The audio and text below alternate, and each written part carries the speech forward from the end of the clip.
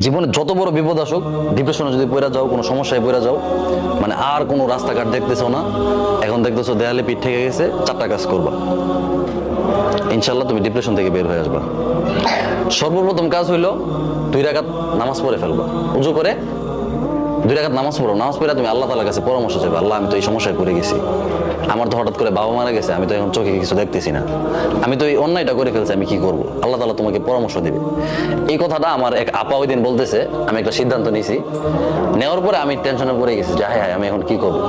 তো আমার আপা আমাকে বলতেছে যে তুমি কাজ করো, 2 রাকাত নামাজ পড়ো, নামাজ পড়ে আল্লাহ তাআলার সাথে পরামর্শ করো।